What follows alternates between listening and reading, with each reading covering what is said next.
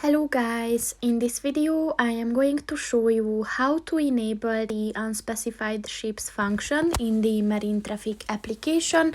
But first I just want to mention, don't forget to subscribe to my channel, because at 10,000 subscribers I am going to show you my whole YouTube revenue statistics and growth strategy, as well as how to make money online. Let's jump into it. First of all, open the application on your phone. And then click on the three lines at the top of the page on the right. And then if you scroll down at the tools section, click on the settings button. And then click on the vessel options button. And then if you scroll down, look for the unspecified ships button. And in order to turn this on, just click on the white circle next to it.